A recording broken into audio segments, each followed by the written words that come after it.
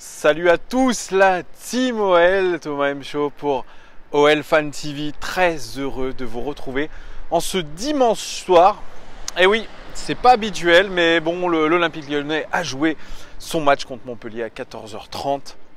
C'est pourquoi je vous fais le débrief ce soir, juste avant OM PSG. Je vais un peu me dépêcher parce que bon, c'est quand même une belle affiche du championnat. Enfin, j'espère voir du beau football. Et puis il y a aussi le derby milanais. Donc il y a des belles affiches de football quand même ce soir.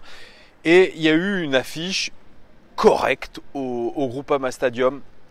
L'Olympique Lyonnais se devait absolument de gagner après la contre-performance de Lille contre Monaco.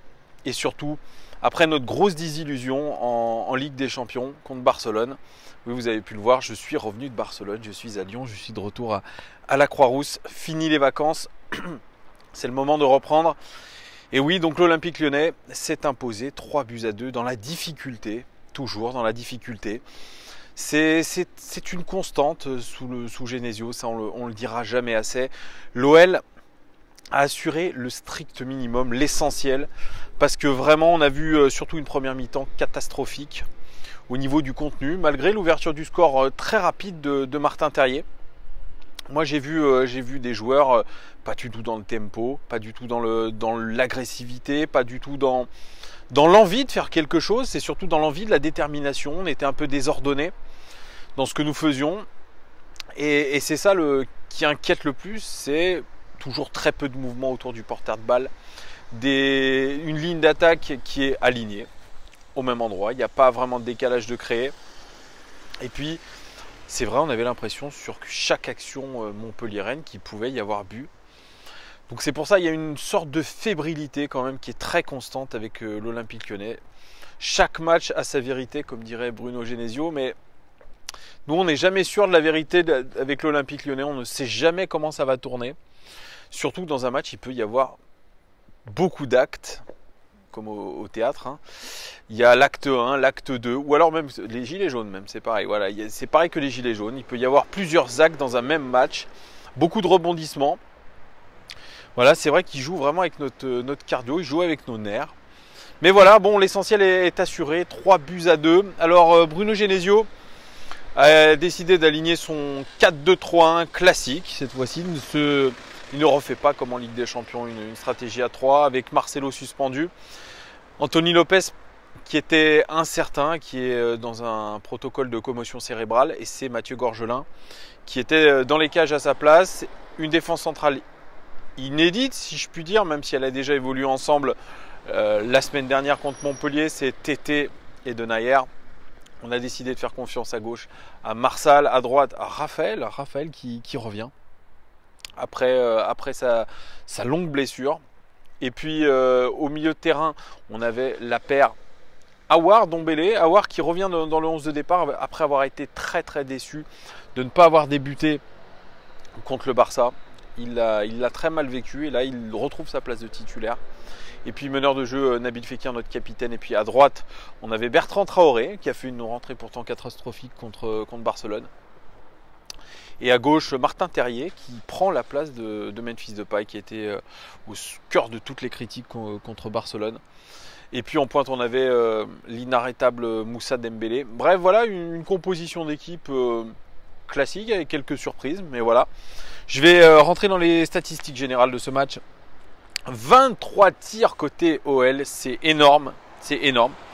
C'est, je crois, la dernière fois qu'on a tiré autant, c'était contre Nice, on avait fait 25 tirs. 10 tirs seulement côté Montpellierin, 13 cadrés côté Olympique Lyonnais, ce qui est la moitié des tirs à peu près, ce qui n'est pas trop mal.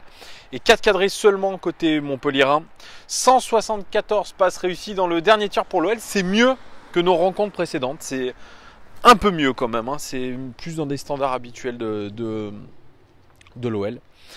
On a eu 16 centres côté Olympique Lyonnais et 17 centres côté Montpellier. On les a beaucoup laissés centrer. C'est encore une fois, c'est une constante. 21 tacles côté Olympique Lyonnais, 31 tacles côté Montpellierin. Ils ont mis de l'agressivité les Montpellierins. Ça s'est surtout vu en première période. une belle agressivité de leur part avec l'envie vraiment de créer quelque chose. On a eu possédé le ballon 55% du temps dans leur camp, un bloc médian pour nous. Et puis 13 passes réussies dans la surface sur 29, la moitié de nos passes réussies dans la surface contre 4 passes réussies sur 13 dans la surface pour les Montpelliérains. Et puis 82% de nos passes vers l'avant ont été réussies. Ça, c'est une belle statistique que j'aime bien donner. Et c'est ce qui montre que l'OL a quand même vraiment accéléré le pas, surtout en seconde mi-temps. Parce que comme je vous l'ai dit, la première période a été un peu cata à mon avis. Même si on ouvre le score assez rapidement. Et puis on s'est fait rejoindre sur ce superbe coup franc du Kevin De Bruyne, Montpelliérain, Florent Mollet. Bref, voilà, donc c'est une belle statistique quand même. Mathieu Gorgelin, parce que je passe maintenant aux statistiques individuelles. Mathieu Gorgelin, je l'ai trouvé plutôt en difficulté. Mathieu Gorgelin, je vais pas vous mentir. Sur les deux buts, il est un peu responsable. Sur le coup franc de Florent Mollet, il juge mal la trajectoire. Je pense que Anthony Lopez l'aurait enlevé, ce coup franc. Je ne l'ai pas trouvé très très serein. Dans la lignée un peu de sa fin de match contre Barcelone, à partir du moment où il relâche un peu ce ballon de Lionel Messi. Je l'ai trouvé vraiment en difficulté, même sur ce but de Souleymane Camara. Souleymane Camara, c'est loin non plus d'être le plus grand attaquant, et même en taille sur le terrain, c'est prendre un but de la tête comme ça. Je pense qu'il y a un manque de vigilance de Mathieu Gorgelin qui paye un peu, je pense, son manque de rythme et le fait qu'il ne joue pas beaucoup de matchs, qu'il fait que les matchs de coupe.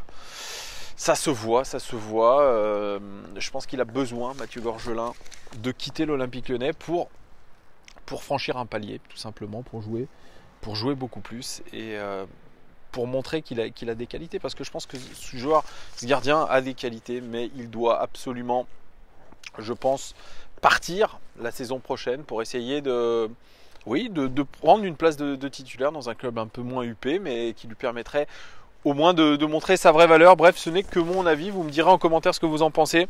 Kenny Tété, titularisé en défense centrale, 55 passes réussies sur 59 pour Kenny Tété, c'est très très bien. Un duel réussi sur 1, 6 ballons récupérés, 3 tacles réussis, 2 interceptions record côté lyonnais dans ce match et 5 dégagements. C'est un match plein pour Kenny Tété. Moi je l'ai trouvé très très bon, je l'ai trouvé très solide. C'est pour ça on peut se demander si, comme il l'avait imaginé, Bruno Genesio aurait peut-être dû titulariser Kenny Tété à la place de Marcelo à Barcelone, parce qu'il a vraiment plus de vitesse, il a plus d'agressivité, on le sent moins mou. Franchement, il a fait un match tout à fait correct. Moi, je le trouve même meilleur que quand il est dans un poste de latéral. Donc vraiment une bonne surprise. Ça peut être une idée aussi de recentrer Kenny Tété. Ça peut être une idée. Voilà, on profite du fait que Marcelo soit suspendu. Puis je pense que heureusement qu'il était suspendu après ce match calamiteux qu'il a fait contre Barcelone. Bref, ça a permis à Kenny Tété de faire un très bon match. Donayer, moi je l'ai trouvé correct dans ce qu'il a fait. Peut-être un peu moins bon que les fois précédentes, parce qu'on sent qu'il a beaucoup donné contre Barcelone. Il a dû faire le taf de Marcelo en même temps. Donc oui, peut-être une petite baisse de régime pour lui, mais bon, un match vraiment correct. 78 passes réussies sur 82, c'est très très bon. Et 6 dégagements, c'est le record du match tout simplement. On passe à Léo Dubois qui a remplacé Fernando Marsal, qui était blessé à la mi-temps. Fernando Marsal qui n'a pas eu vraiment de statistiques, qui a fait une mi-temps banale si je puis dire. Moi j'ai pas vu un grand Fernando Marsal. Il est sorti a priori sur blessure et remplacé par Léo Dubois, qui a fait une bonne mi-temps, une bonne seconde mi-temps je trouve. Léo Dubois, un centre réussi sur 5, vous me direz c'est peu.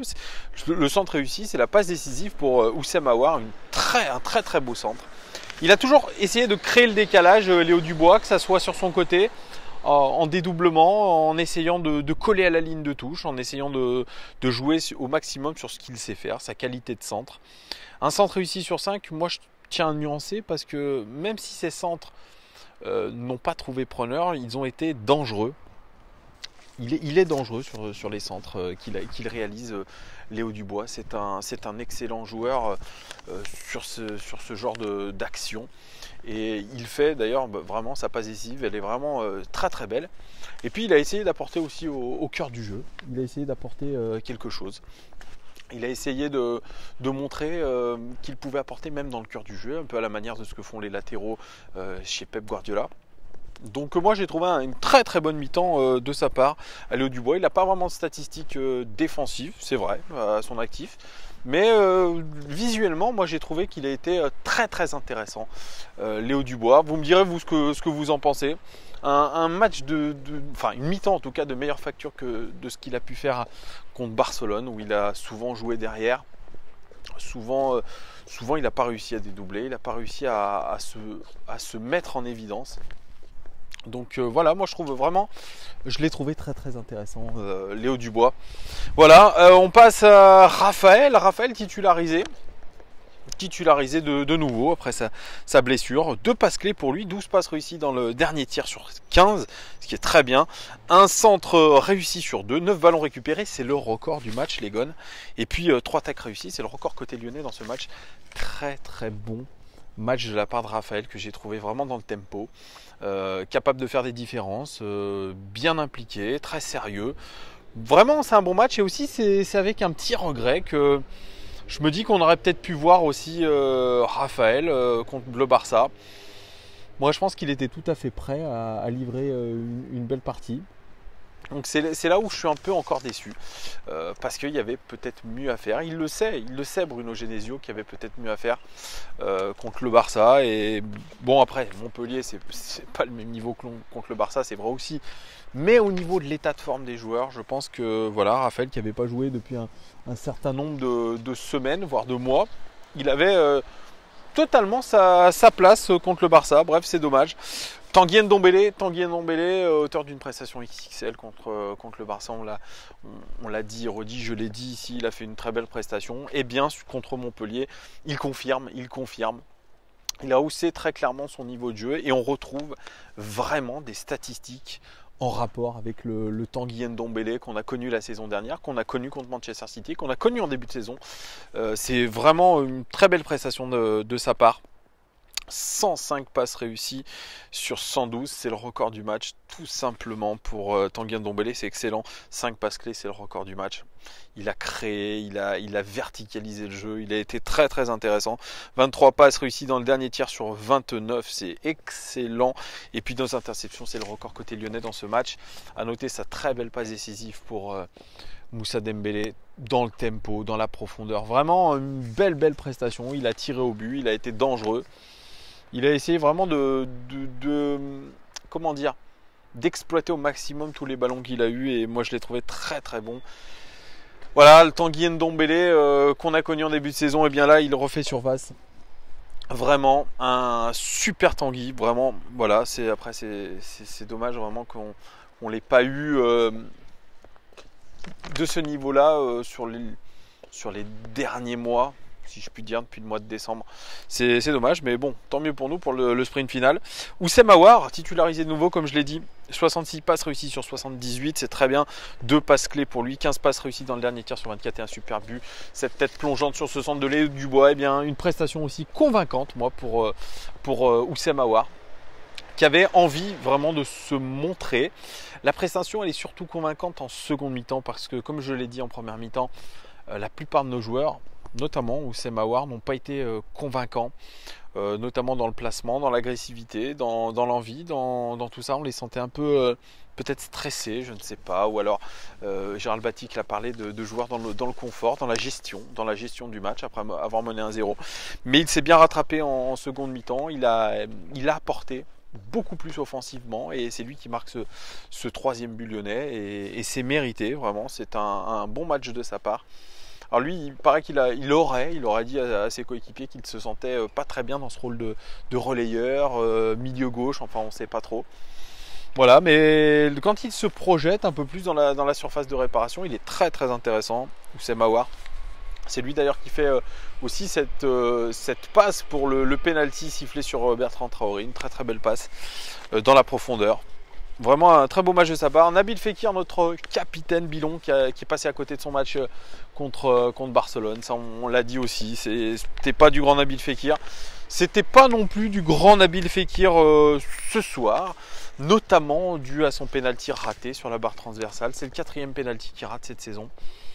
Lui aussi, c'est un peu comme Memphis Depay, il n'a pas beaucoup de confiance sur les pénaltys. Alors, est-ce qu'il faut le laisser tirer dorénavant? Ça aussi, c'est une question, mais c'est un but qui aurait pu nous faire du bien aussi à ce moment-là de la partie. C'est bien dommage pour lui. Nabil Fekir, c'est 61 passes réussies sur 64, ce qui est loin d'être mauvais. 2 passes clés pour lui tout de même. 27 passes réussies dans le dernier tir sur 29, c'est le record du match tout simplement. 2 centres réussis sur 7, c'est le record du match aussi. 2 dribbles, 2 duels réussis sur 5, c'est le record du match aussi. Et 7 ballons récupérés. Vous voyez, l'impression visuelle de Nabil a été quand même plutôt nuancée, je dirais. Voilà, moi j'étais pas très emballé. Les statistiques prouvent qu'il a fait quand même un match plutôt correct. Ce penalty vraiment entache sa prestation. Nabil Fekir qui est beaucoup redescendu, qui n'a pas vraiment apporté de différence, surtout en première mi-temps. C'est bien dommage.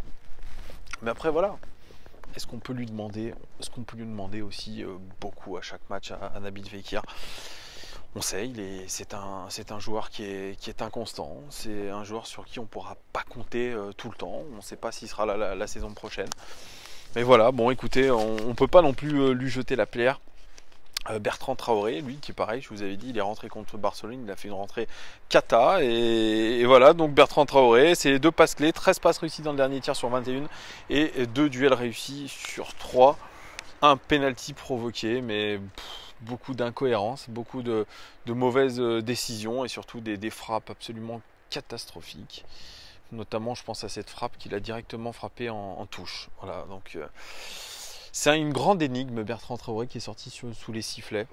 On le paye très cher. Il a été transféré très cher, on le paye très cher. Et il ne donne pas le rendement je pense qu'il a dans les pieds parce qu'il a du talent, mais il y a un problème de confiance. Il y a quelque chose avec Bertrand Traoré qui est loin d'être clair. Je ne sais pas quel est le problème. Mais je ne suis vraiment pas convaincu par ce joueur. C'est très dommage, mais c'est comme ça. Martin Terrier, il n'a pas vraiment de statistiques à part son but, qui est un très beau but. C'est un beau renard des surfaces, on l'avait vu en préparation. Lui aussi, il aurait peut-être eu sa chance contre Barcelone, peut-être même de rentrer. Parce qu'on voit qu'il sent les actions. C'est un fin technicien quand même. Il a vraiment lui aussi du talent. Il marque un beau but, il faut être réactif parce qu'il bute sur le compte et puis derrière il met un joli but, il faut le mettre et puis il a ce mérite là de le mettre. Après il provoque un penalty aussi qui est indiscutable mais pas sifflé par Turpin évidemment. On se fait un peu voler. C'est la deuxième fois de la semaine qu'on se fait voler. Il y a clairement penalty, je sais pas où était la VAR mais voilà, mais un bon match quand même de la part de Martin Terrier, vraiment, sans en faire des tonnes. C'est vrai qu'il est décisif, donc tant mieux aussi qu'il soit dedans. Et puis on finit par Moussa Dembélé. Moussa Dembélé, c'est un duel réussi sur 1. Et puis un duel aérien offensif sur 7 réussi. C'est le record côté lyonnais dans ce match, mais c'est un peu faible au niveau des duels aériens. Mais sinon, Moussa Dembélé, c'est le buteur ce soir, un buteur très réaliste face à la cage, qui a beaucoup tenté, qui a beaucoup remué devant, comme à son habitude. Je le trouve très intéressant au niveau de la pression qu'il met sur les défenses adverses. Alors en première mi-temps, il a beaucoup dézonné, ce qui est aussi un problème parce qu'on n'a pas d'attaquant devant quand il s'agit de centrer. En seconde mi-temps, il s'est beaucoup plus recentré, beaucoup plus présent dans cette surface de réparation. Et puis vraiment, il a été à fond dans ce qu'il savait faire. Moi, je l'ai trouvé encore une fois intéressant.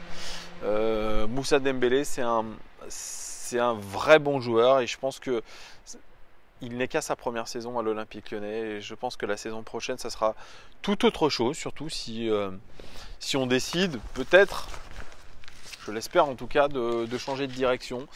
En changeant Bruno Genesio, en changeant le management, le staff, en essayant peut-être de recruter d'autres styles de joueurs, en essayant de trouver une autre philosophie de jeu.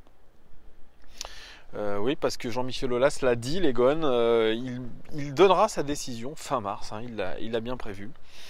Voilà, il va prendre tout son temps. Alors on ne sait toujours pas s'il prolongera Bruno Genesio ou non. Mais comme je vous dis, vraiment, voilà, on a besoin de voir autre chose, de voir un autre style de jeu. On peut plus encaisser comme ça, but sur but.